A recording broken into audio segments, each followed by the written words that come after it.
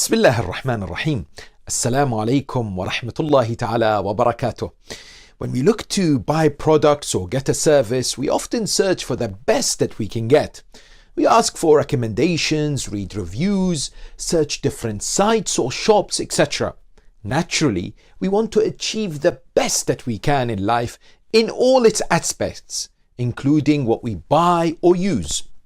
Enter one of the best months of the year. It has the best days, the best nights, the best hours, and one of the best opportunities to attain excellence in both worlds. Shahru Ramadan, the glorious month of Allah subhanahu wa ta'ala, gifted by Him to the Muslim Ummah. Upon entering this beautiful month, there is excitement in the air. People are generally happy, exchanging messages of Ramadan Mubarak and preparing for the acts of worship and devotion.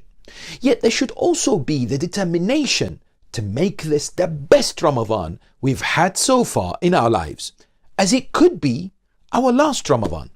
Here are 5 tips on how we can achieve this. Number 1, to get the best, we must ask the best.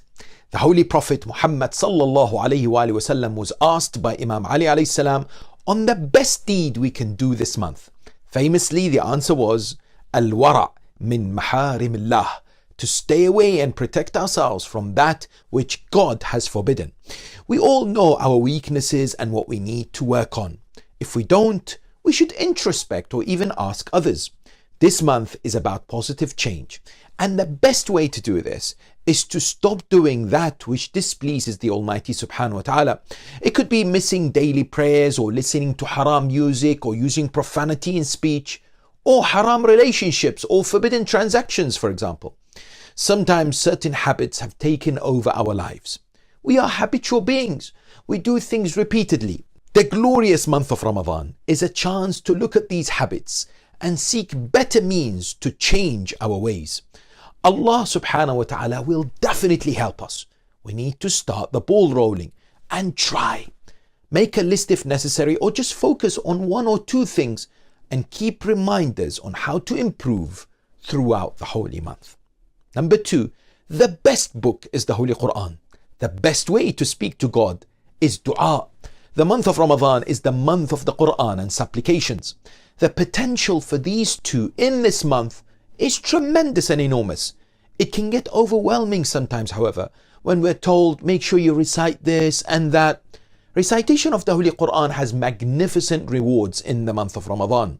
Du'as like Dua al-Iftitah and Abu Hamza and others have a real chance of positive change for human beings. But to get the most from these and achieve the best, we need to press the pause button and reflect on what we're reciting. The true people of Ramadan are those who live the great words of Quran and dua, and instead of being hasty to complete every single recitation without contemplation, invest some time to search meaning and ponder. Try it this month. Set some time to unravel the secrets of these words and what it means to you. You'll be amazed. Discuss it with others and make notes. Number 3, to make this month of Ramadan special, try something you haven't done in previous years. This could be a social activity that involves helping others, or studying some Islamic literature that you've put off for years. Sometimes to achieve more, we need to stop the habitual loop in our lives and think, what can I do differently to enhance my connection to God?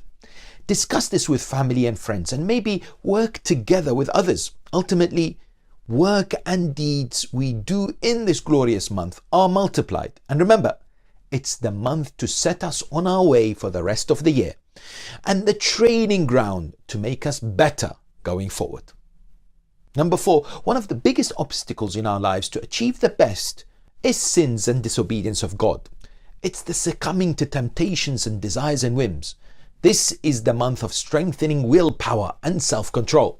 It's the month to build that muscle within and say no to anything that takes us away from Allah and His mercy. The goal is to be able to say no to evil temptations much easier after Ramadan than before it. How can we realistically achieve this? What can we do practically to help ourselves? What's our weaknesses and how do I treat it?